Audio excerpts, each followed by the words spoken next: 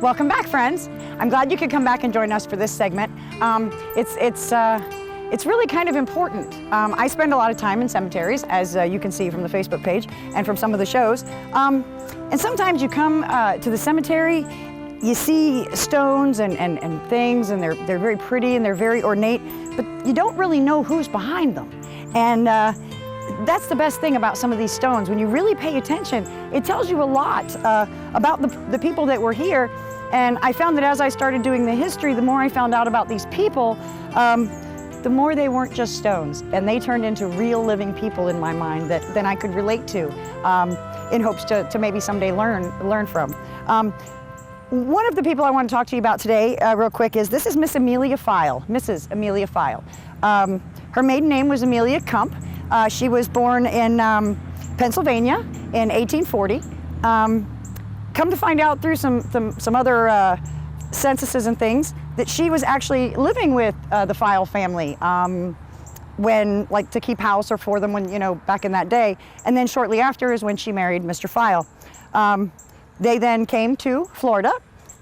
He had a whole bunch of land, over 900 acres that he had homesteaded. They came here, they homesteaded the land. This land that this cemetery sits on was his land. Miss Amelia was the first lady to pass away here in 1884. He donated this piece of land to be the cemetery so that it was away from the lake. As the crow flies, we're only 4 blocks from the lake. So he wanted to make sure that she was on a hill and that she was safe and far away from the water so that she would be preserved for years here. And she has. And as you can see, this has turned into an amazingly large cemetery. And it's got people from obviously everywhere. Amelia and Daniel had 4 sons. One of them, his name was Abram File, and he went to St. Petersburg. He became the mayor of St. Petersburg, and he was also the first paying passenger on the Tampa-St. Pete Airbus. That was like the first airboat that went. He flew with Tony Janis. He was a pioneer, just like his parents were. You'll notice that families come here. You look back in the things and their neighbors came. They didn't just take this on themselves to come to this new uncharted territory. They brought friends and people with them. Like I said, it was a whole different spirit than just kind of picking up today and moving your stuff somewhere else.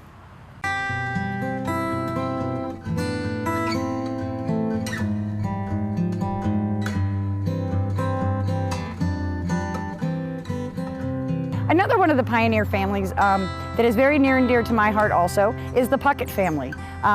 Mr. Wilbur Puckett and Minerva, this is their stones here, and they were the parents. Minerva Priest, she was. They moved here in the early 1900s, moved to Floral City. They had a house up here that was behind the Shamrock, actually. That was where they lived and raised their children. And as you can see, by all of the rose-colored stones behind me, they had quite a few children. The names are Allen, Wynn, Puckett, of course, that's Mr. Jean, Higginbotham, Stedman. There's so many of them. This family was not only a pioneer family as far as commerce and industry went here in Floral City, they raised some of the finest teachers Citrus County has ever seen.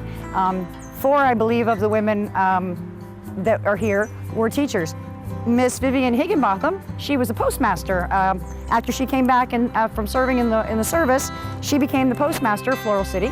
All of these people had huge faith. The Methodist religion is much better for knowing these people here in Floral City. The Eastern Star, the Masons, they were all huge parts of that, which was a huge part of establishing Floral City and making it what it is today, to keep it here. So we're very grateful for these people that are here. They had children that grew up here, they themselves grew up here. They left their mark on Floral City. There's not very many places you can turn or you can go to when you're looking at history, but you're not gonna find one of the Pucketts, the Priests, the Higginbothams, the Winns, the Allens. An amazing, amazing group of ladies and gentlemen that as their parents, I'm sure they were very proud to have these people as children in their community. This is I'm going to take this opportunity to tell you a little history story real quick about something that happened in Floral City, and people just probably can't believe it. But back in 1908, Floral City was quite the town. It was quite the old South mining town, if you will. And we had marshals, and we had speakeasies, and we had all kinds of things going on here. back in the day, it was Prohibition, and this was the man, his name was Marshall J.W. Newsom, and he was the marshal here in Floral City.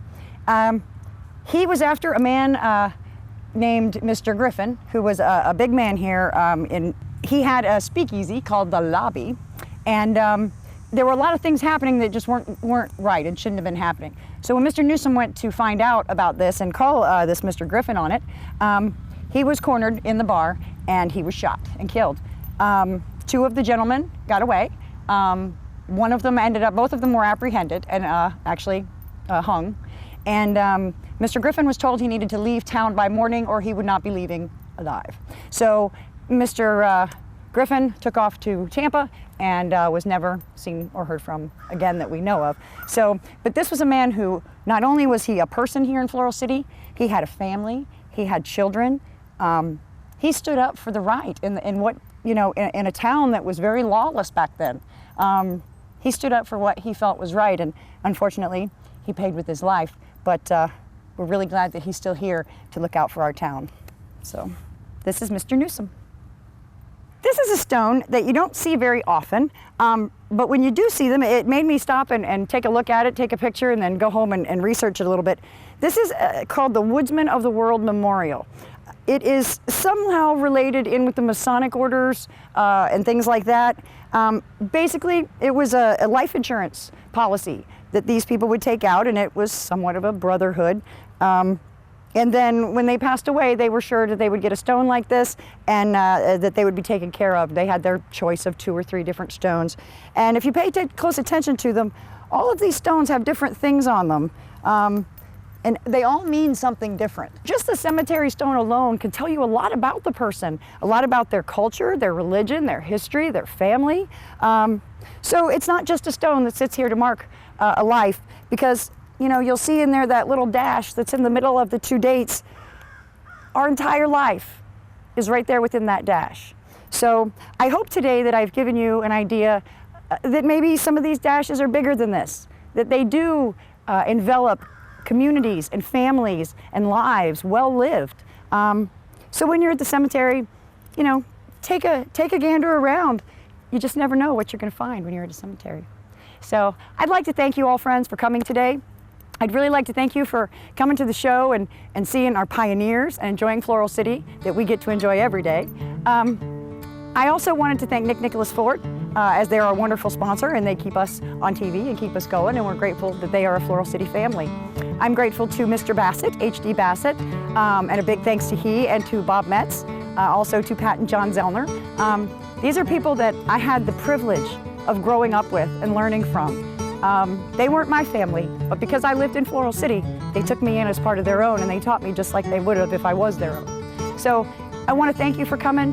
Whenever you get a chance, come out, see Floral City, experience the joy, the beauty, and the community that's right here in Floral City, the real old Florida.